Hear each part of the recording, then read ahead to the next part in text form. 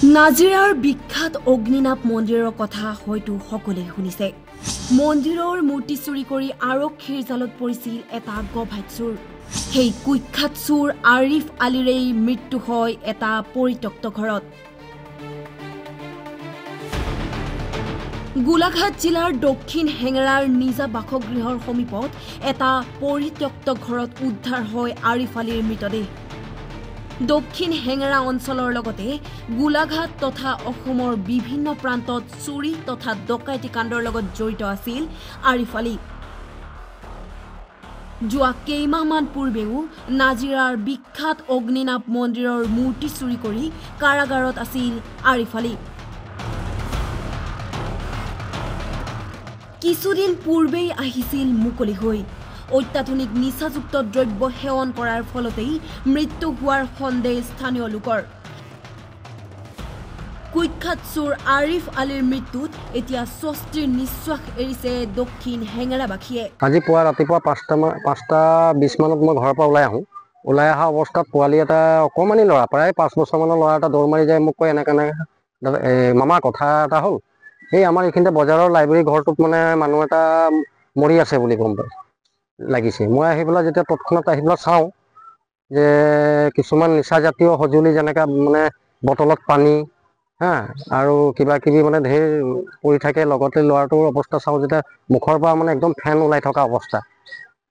তাৰপিছত চাই পেলাই মানে মই লগে লগে কমৰবন্ধা থানাৰ আমাৰ ভাৰপ্ৰাপ্ত বিষয়া নৱজ্যোতি বৰা ডাঙৰীয়াক মই লগে লগে ফোনে যোগেদি যোগাযোগ কৰোঁ।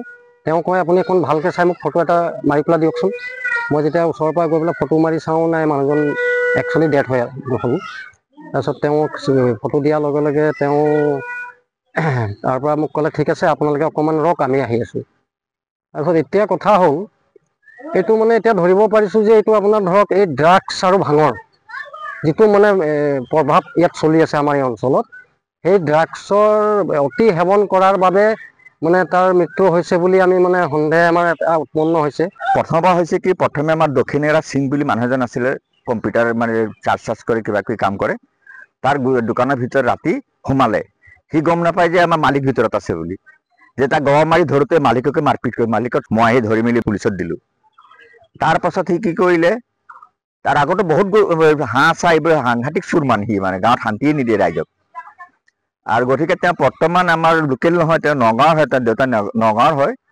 দেউতাৰ নাম আছিলে জালাল আলী।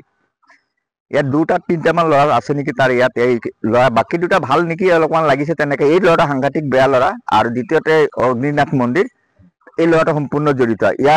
ইহে মানে মাষ্টাৰ মাইণ্ড।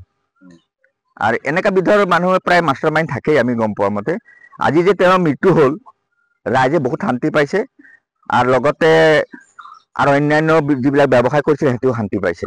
গতিকে এনেকুৱা এজন মানুহ আমাৰ মাজৰ পৰা ওলাই মৃত্যু হোৱাৰ কাৰণে গোটেই আমি আজি শান্তি সুখ পাইছোঁ। আৰু ৰাইজেও এইটো কথা আজি ভাবিছে যেনেকৈ বেয়া মানুহ আৰু 2-এজন যদি আছে তেওঁলোকে এতিয়া মানে এইবিলাক বিষয়ৰ পৰা আঁতৰি যাওক। আজি পুৱাৰ ভাগত উদ্ধাৰ হয় আৰিফ আলীৰ মৃতদেহ।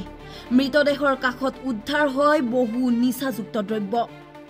ঘটনাৰ পিছতেই ঘটনাস্থলীত কমাৰবন্ধা আৰক্ষী উপস্থিত হৈ মৃতদেহটো মৰণোত্তৰ পৰীক্ষাৰ বাবে প্ৰেৰণ কৰে।